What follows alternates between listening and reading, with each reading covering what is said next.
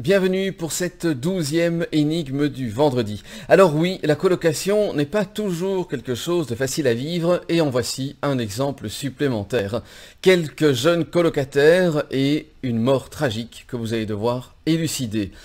Alors voilà, bonne écoute et on se retrouve juste après. Énigme numéro 12. La colocation. Les prémices. Résidence Les Lilas, le Banc Saint-Martin, mardi 30 novembre 2010. 5 jeunes étudiants partagent en colocation un grand appartement au Banc Saint-Martin. Entièrement rénové depuis 2 ans, ce logement, à l'ambiance chaleureuse et à la décoration intérieure soignée, offre une jolie vue sur la Moselle et l'île du Saulcy. En le visitant 6 mois auparavant, Julien, Lucas, Léo, Sarah et Mathilde, les 5 colocataires, ont eu un véritable coup de cœur. Ils ont immédiatement été séduits par son style moderne, son ergonomie et son agencement. 5 chambres indépendantes et spacieuses, une vaste pièce à vivre ouverte sur une cuisine tout équipée et une salle de bain avec 2 vasques, une baignoire et une douche à l'italienne. Le loyer élevé ne les a pas rebutés. Une fois divisé par 5, il est plutôt raisonnable en regard du standing de l'appartement.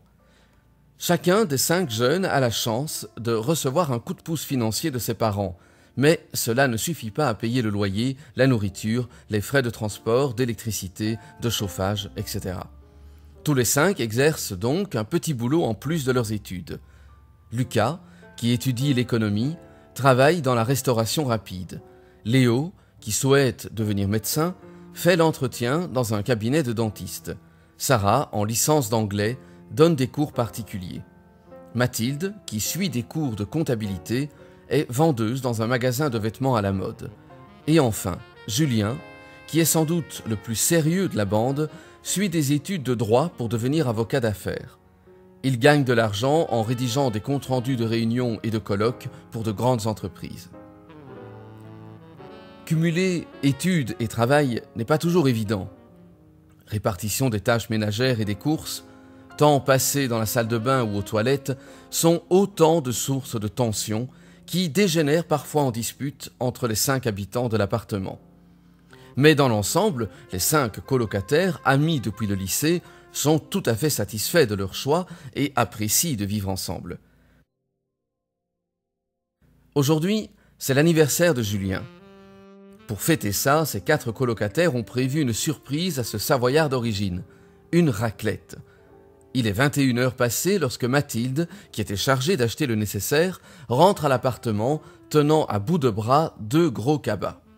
« Allez, tout le monde, venez m'aider à préparer le dîner. Je vous rappelle que ce soir, on a quelque chose à fêter, » crie-t-elle. Sarah, Lucas et Léo rejoignent Mathilde dans la cuisine. En réalité, il n'y a pas grand-chose à faire. Le fromage est déjà tranché. Sarah s'attache à le disposer dans un plat de service pendant que Léo épluche les patates qu'une marmite d'eau frémissante attend déjà. Heureusement qu'à Longeville-les-Metz, l'épicerie reste ouverte tard le soir, se félicite Mathilde tout en roulant des tranches de jambon qu'elle installe artistiquement dans une assiette. Sinon, je n'avais plus qu'à filer au supermarché et avec le froid qu'il fait, j'avais pas vraiment envie de m'attarder dehors. Mathilde désigne un des sacs de courses à Lucas en lui disant « Tiens, regarde là-dedans, j'ai acheté plein de trucs pour l'apéro. Un muscat, des bières, du pastis et le whisky préféré de Julien. Il n'était pas donné, mais bon, ce n'est pas tous les jours qu'on a 22 ans. Tu verras, au fond du sac, il y a aussi des cacahuètes, des petits gâteaux et des mini-pizzas. »« Tout ça ?» se moque Lucas. « Mais tu sais qu'on va manger une raclette après ?»« Oui ? Eh bien, rappelle-toi quand on a fait la fondue bourguignonne pour ton anniversaire. On pensait qu'on avait acheté 3 fois trop de viande et au final, Julien, Léo et toi avez descendu le plat en moins de temps qu'il n'en fallait pour faire cuire les morceaux de bœuf. » Ce n'est pas faux. Mais, au fait, en parlant du fêté, où est-il ? Je parie qu'il est encore dans sa chambre à écouter Zaz à fond, lance Sarah. Depuis qu'il a découvert cette chanteuse, il l'écoute en boucle du matin au soir. Ça me saoule un peu d'ailleurs. Bon, je vais le chercher, se dévoue Mathilde. On ne va quand même pas commencer sans lui. La jeune fille quitte la cuisine pour emprunter le long couloir qui dessert les chambres. Celle de Julien est située tout au bout. Elle frappe à la porte de son ami, mais n'obtient aucune réponse. Elle recommence un peu plus fort, en se disant qu'il n'entend peut-être rien s'il est en train d'écouter sa musique à fond dans son casque, sans plus de succès. Elle décide donc d'ouvrir délicatement la porte et, à sa grande stupeur, elle découvre Julien à terre, gisant au pied de son lit. Elle ne peut réprimer un cri. « Venez vite! Je crois que Julien a eu un malaise! Appelez le 112 !» Les 3 autres colocataires se précipitent jusqu'à la chambre de Julien. Léo se penche au-dessus de lui et prend son pouls. Il blêmit d'un coup. Il n'a pas de pouls. Je ne sens rien du tout. J'ai bien l'impression qu'il est mort, lance-t-il consterné aux 3 autres, qui se sont regroupés autour du corps. Non! Non! Hurle Mathilde. Je ne peux pas te croire! Julien! Julien! Hurle-t-elle en secouant de toutes ses forces le corps sans vie de son ami. Mathilde, arrête! Arrête! Supplie Sarah en forçant Mathilde à se dessaisir du corps de Julien. Tu vois bien qu'il est trop tard. Lucas quitte la chambre de Julien sans un mot, prend son téléphone et compose le numéro du commissariat. L'enquête. Le lieutenant Meyer et le capitaine Boczany arrivent à la résidence Les Lilas une vingtaine de minutes après l'appel de Lucas. Ils sont accompagnés du docteur Swift, médecin légiste. Lucas les conduit aussitôt dans la chambre de Julien, où le médecin légiste, après avoir confirmé le décès, procède à un premier examen du corps, non sans avoir invité Lucas à rejoindre ses colocataires dans le salon. Même s'il affirme devoir pratiquer une autopsie pour confirmer les circonstances précises de la mort du jeune homme, le docteur Swift est formel. Julien a succombé à une asphyxie. Il ne porte aucune trace de lésion au niveau de la bouche ou du nez, ce qui amène le légiste à penser qu'un sac plastique ou un oreiller peut être à l'origine de la suffocation. Un hématome nettement visible à l'arrière du cou laisse supposer que la victime a été assommée avant d'être étouffée. Le docteur Swift affirme enfin que la mort est très récente. Elle remonte à moins d'1 heure. « Eh bien, jeunes gens, » s'exclame Boczany en faisant irruption dans la pièce principale, « nous avons affaire à un homicide. » Le capitaine Boczany comptait sur cette entrée théâtrale pour observer les réactions des habitants. Il espérait que le meurtrier se trahirait en ne montrant aucune surprise. Mais le stratagème n'a pas l'effet escompté. Tous les visages affichent la même expression d'effarement. Le coupable viendrait-il de l'extérieur ? Pour en avoir le cœur net, Boczany envoie le lieutenant Meyer discuter avec le concierge, pour savoir s'il a vu quelqu'un ou quelque chose d'inhabituel ce soir. « Je sais que vous devez être sous le choc, » reprend le policier à l'encontre des 4 jeunes gens, « mais je vais néanmoins devoir vous interroger. » Mathilde semble totalement paniquée, tandis que Sarah pleure en silence. Les garçons, eux, s'efforcent de contenir leur émotion. Lucas se propose pour être interrogé le premier. Il mène le capitaine jusqu'à sa chambre où les 2 hommes s'installent de part et d'autre d'un petit bureau d'étudiants croulant sous les manuels et les classeurs. Le policier sort son dictaphone numérique et enregistre les affirmations de Lucas tout en mordillant son stylo. « Ce soir, comme tous les mardis soirs, Julien et moi sommes allés jouer au tennis. Il a gagné 2-7-1. Il gagne toujours. Vous savez, capitaine, Julien est mon meilleur ami. Était mon meilleur ami. Je ne réalise toujours pas qu'il est mort. Qu'avez-vous fait après le match ? Nous sommes rentrés ensemble. Lorsque nous sommes arrivés, Julien est allé directement dans sa chambre et moi j'ai filé prendre une douche avant qu'il ne me pique la place. » Lucas esquisse un sourire avant de poursuivre. « Ensuite, j'ai moi aussi rejoint ma chambre où j'ai potassé mes cours. J'en suis ressorti vers 20h pour voir les infos à la télé et j'ai croisé Julien avec une serviette sur le dos. C'était la dernière fois que je le voyais. » Après avoir tenu bon pendant tout l'interrogatoire, Lucas s'effondre en larmes. C'est ce moment que choisit Meyer pour faire son entrée dans la chambre après avoir furtivement frappé à la porte. « Tiens, Meyer, vous tombez bien. Veuillez conduire ce jeune homme auprès de ses amis.